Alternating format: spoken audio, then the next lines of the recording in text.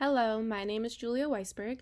I'm a senior philosophy major here at the College of Wooster, and today I will be presenting my independent study titled Pretty Privilege and Survival, Recognizing the Difference in Social Treatment, most notably in Healthcare, towards those who are highly attractive.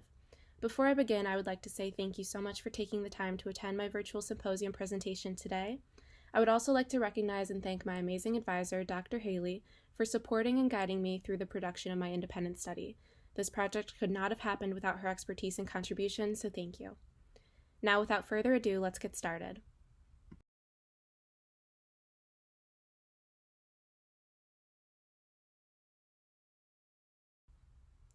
This project is broken down into 4 chapters, which I will briefly summarize for you today. Chapter 1 of my independent study is centered around what it means to be normal, that is, normal health and normal appearance.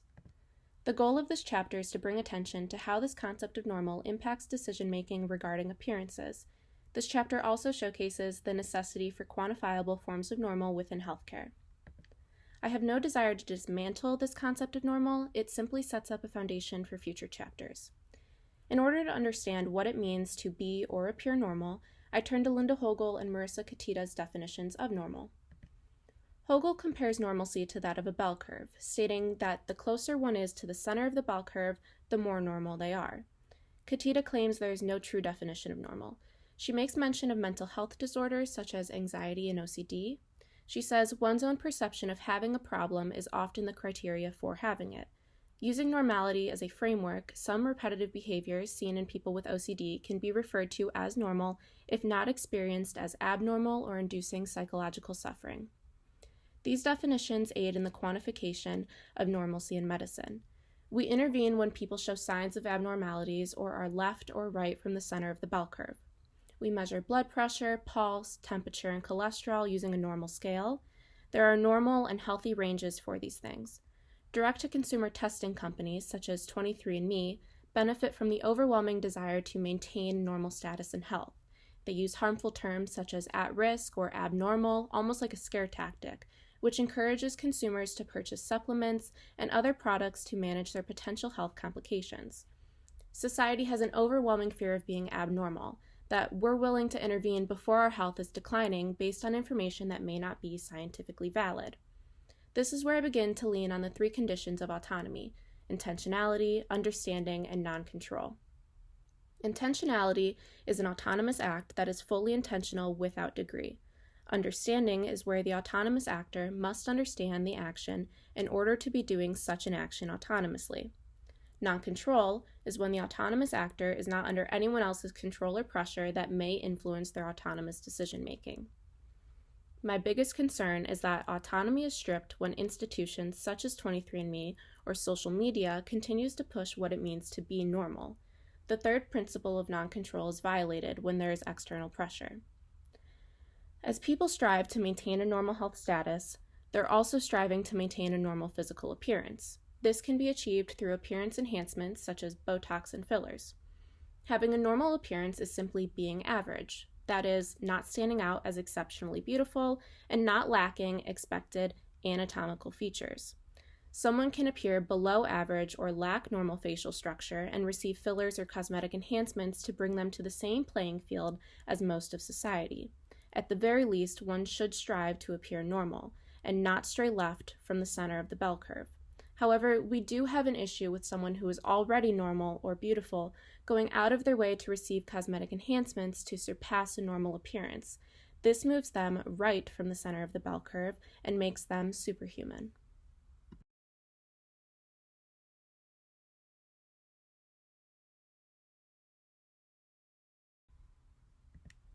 At the end of Chapter 1, I moved on from this desire to, at a bare minimum, appear normal, to this desire to be superhuman in appearance.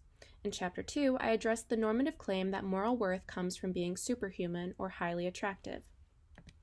We treat highly attractive people as if they have higher moral quality. In this chapter, I explore and critique this claim.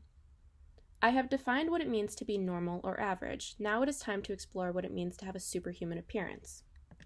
Society really appreciates men who are tall, with strong bone structure. For women, society appreciates those with large lips, curvy bodies, smooth skin, and symmetrical features. Someone like Kim Kardashian has features that align with a superhuman appearance. There's a vast difference in how average and highly attractive people are treated. In my IS, I use the example of pleasantries at a coffee shop. For an average person, they can simply hop in line, be welcomed by the staff, order, and move on. For a highly attractive person, pleasantries and compliments are exchanged. There's extra effort involved while interacting with someone who is highly attractive. Perhaps appearance is the first thing we see when we meet someone, but as the saying goes, you can't judge a book by its cover. I'm very concerned with the claim that attractiveness indicates strong or good moral character and worth. According to Professor Saul Levine, MD, at the University of California, San Diego, moral worth is not determined by attractiveness.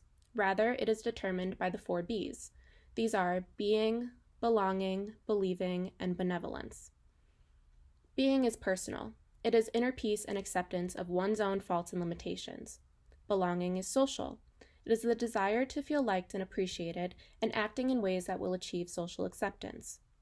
Believing is ethically and spiritually based. It is having a strong set of moral rules and conduct to abide by. Benevolence is a sense of one's own positivity and kindness. Professor Clayton Critcher of Berkeley says that moral character is not on direct display. This validates my claim that moral character should not be determined due to someone's appearance. Take Ted Bundy, for example. Many women believed and still believe him to be an attractive person. However, if we run with the claim that attractiveness equals moral worth or goodness, then we have an issue. In fact, Ted Bundy was a terrible person who committed heinous crimes. This example validates my claim that moral worth cannot and should not be determined based on appearance. Simply saying we shouldn't assign moral worth based on appearance is truthfully not enough. We have an issue brewing on social media. Beauty and attractiveness are measured based on likes and comments. The Kardashians have millions of followers and hundreds of thousands of likes per post. Not to mention their comments are flooded with people telling them how beautiful they look. We all know social media is filled with false perceptions of reality. Moral worth should not be measured based on social media status either. The intention of this chapter is not to say that attractiveness should never be a factor in pursuing a relationship or friendship with someone. I'm merely pointing out its shallowness and that appearance is not the only thing we should be using to assign moral worth. Being intelligent, kind, caring, and virtuous should also play a role in the assignment.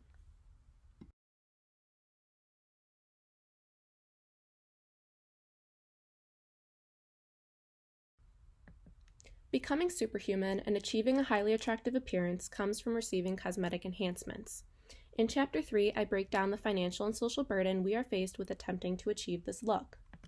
There is a cost to aging and achieving a highly attractive appearance, but is it worth it? First, I begin by discussing the financial burden women face in trying to achieve a highly attractive appearance.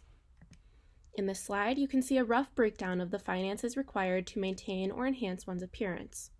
These numbers are based on research and, in my experience, run on the low end of what these enhancements really cost. So the total yearly cost of enhancements being roughly $8,200 is truthfully rather generous. Is it worth paying this much to enhance your appearance? The answer is yes. There are significant pros to being attractive, which is supported by the halo effect. The halo effect says that what is beautiful is also good. Studies suggest that we rate people as good-looking and in turn believe they have positive personality traits. Being attractive gives people a leg up in society. Highly attractive people are more likely to receive raises, better job offers, increased tips in the food service industry, and they're more likely to be respected and taken seriously at work. Surely, there are cons as well, such as being catcalled or having to face an increased amount of pressure to meet this expectation placed on you simply based on your looks. Yet, studies still suggest that being attractive holds more pros than cons in today's society.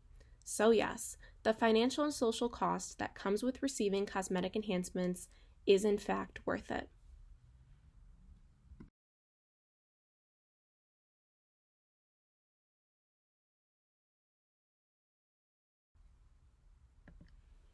Chapter 4 is centered around the underlying reasons so many people in society seek out appearance enhancements, and it is not as shallow as just wanting to look more youthful and attractive.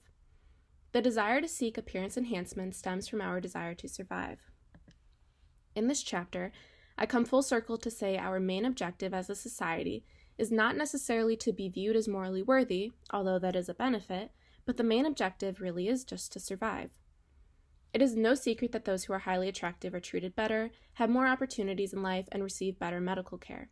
However, attractiveness being a form of influence in healthcare may lead to the violation of two extremely important bioethical terms, beneficence and non-maleficence.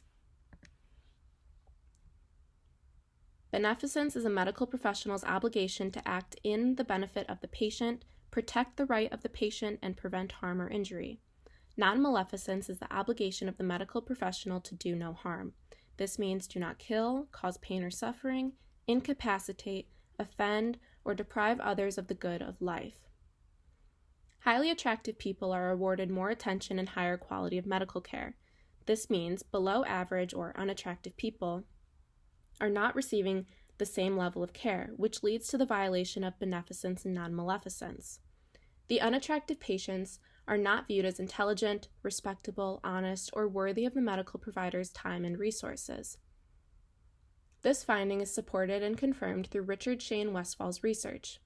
He ran 2 studies asking medical professionals to rate images of men and women to find a correlation between high levels of attraction and positive attributes.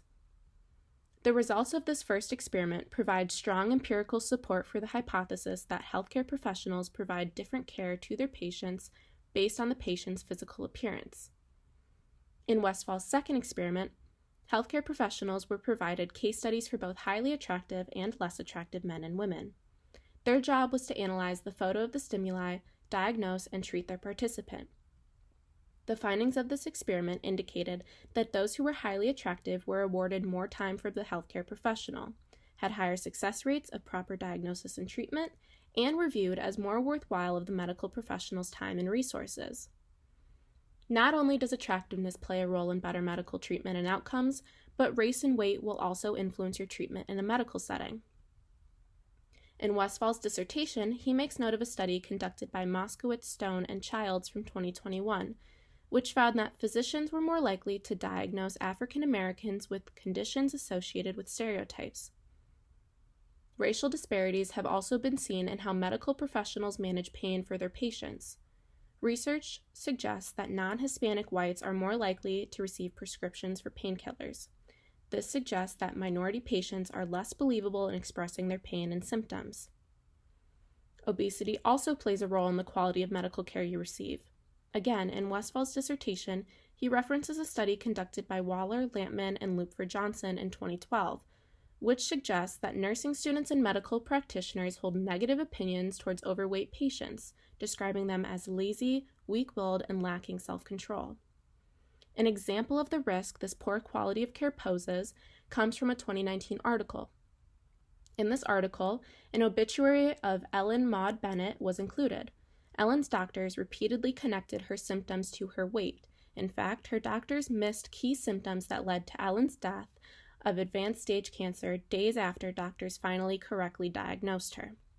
This chapter really showcases how easily beneficence and non-maleficence can be undermined in healthcare, which poses a major ethical dilemma that needs to be addressed.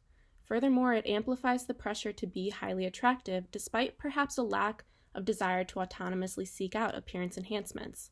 It really isn't about wanting to be complimented at your local coffee shop. It's about wanting to be taken care of with the highest quality of care at your next doctor's visit.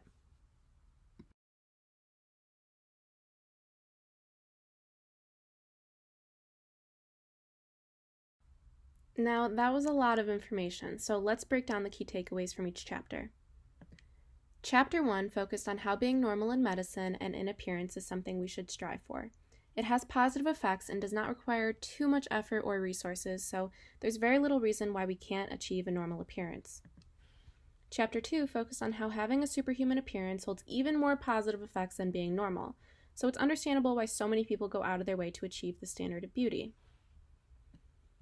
In Chapter 3, I make the claim that moral worth and attractiveness should not be correlated, and in fact, the idea of assigning moral worth with appearance violates the principle of non-control in autonomous decision-making.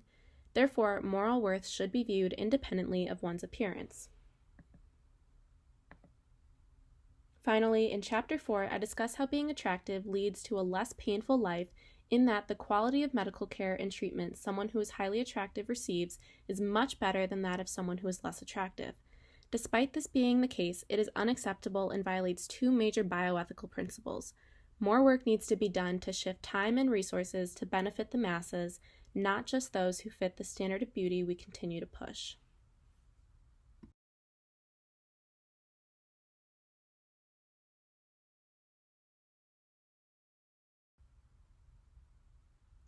Thank you again for taking the time to listen to my Independent Studies Symposium presentation. I greatly appreciate your interest in my project and would love to hear your feedback. This slide has my contact information, so please feel free to reach out with any comments or questions you may have from today's presentation. Again, thank you so much.